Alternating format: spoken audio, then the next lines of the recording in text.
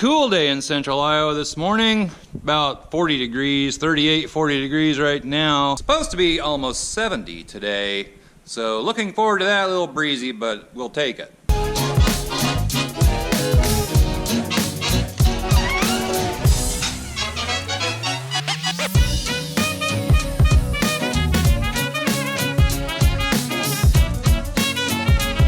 Good morning, Jesse.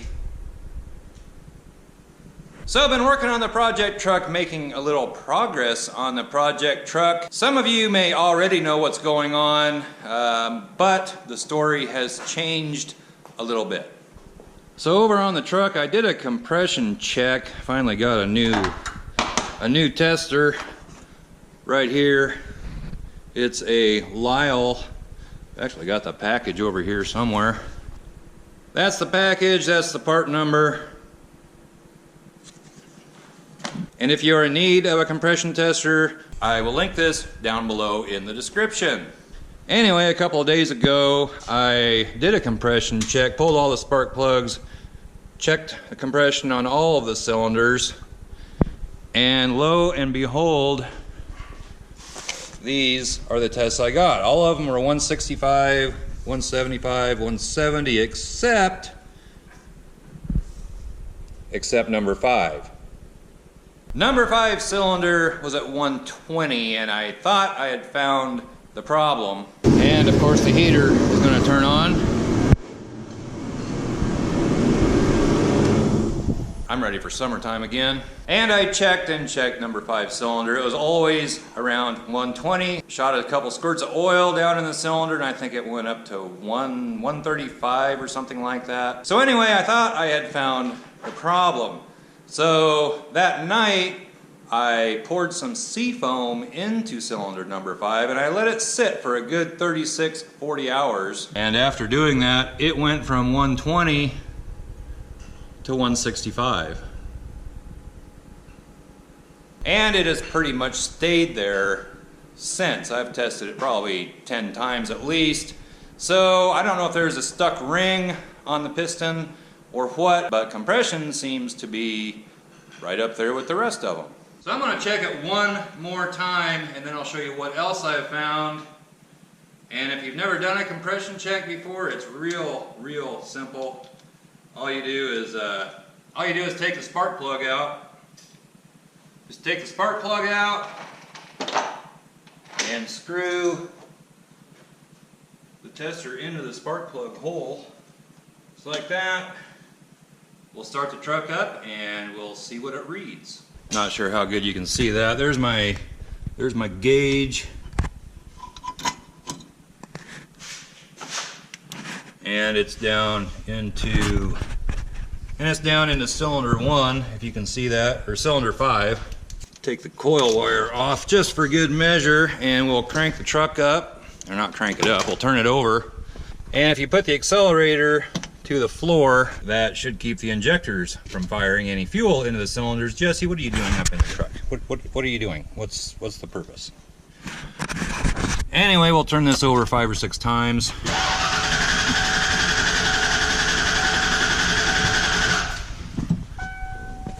Go out here and read the gauge.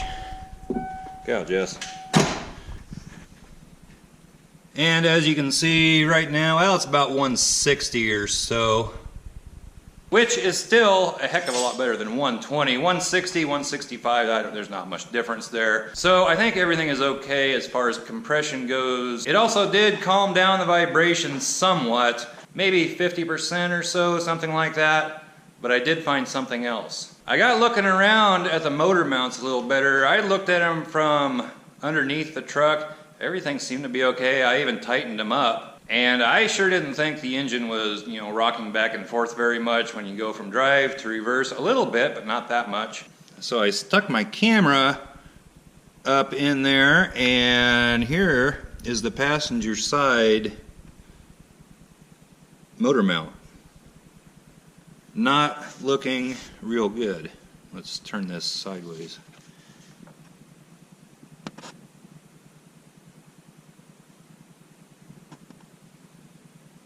So after seeing that, like so many of you have been saying, motor mounts, motor mounts, motor mounts, and I didn't think it was the motor mounts. I have ordered 2 new motor mounts and also a transmission mount.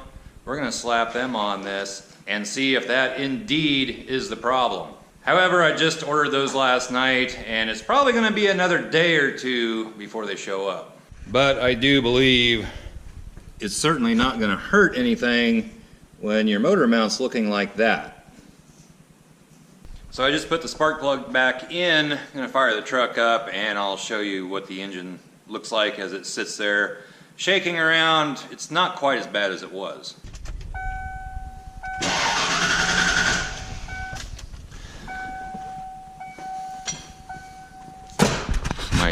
Might help if I put the coil wire back on.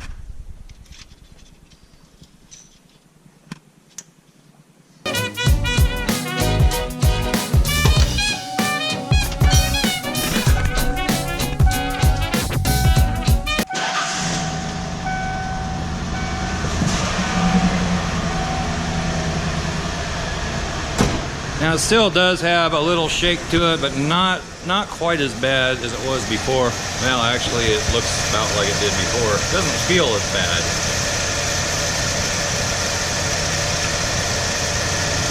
So I just stuck my phone up in there and I took a video of the motor mount with the truck running, which doesn't work real well because I have to rest my hands on the truck, so I'm kind of moving with any movement that the truck makes. But I think you can get a little bit of a picture on what's going on. So I think I have this set up so you can see it. I'm going to start it playing here.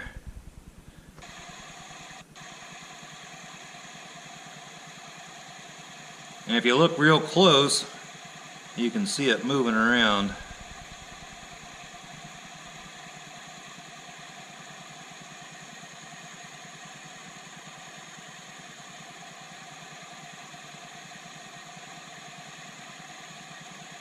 Not real sure if you could see what was going on there or not, but there is some movement in there, and yeah, I think it's bad. So that's where we're sitting right now with the project truck. At the current time, I'm thinking it's motor mount. Not doing anything real exciting the rest of the day. And I think the heater's gonna kick on here again.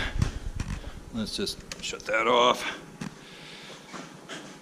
Need to clean up this place. It's a bit of a mess.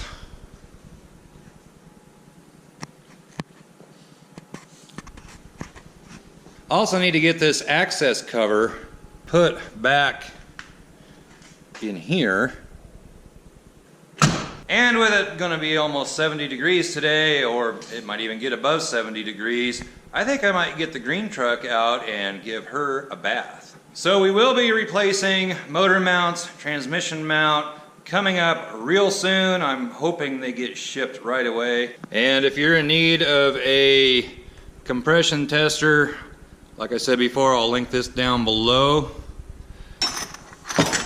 Got the banner hung up from my last video.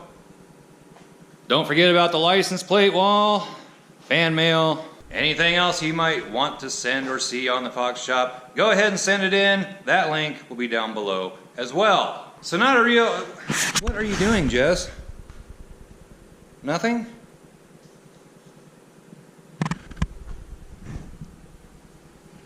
So not a real exciting video, not a lot going on, but have discovered some things. Hopefully the mounts will take care of it, and then we can actually get started on the project truck like I want to. So give this video a thumbs up, comment down below, subscribe if you haven't already, and we'll catch you next time. Bye-bye.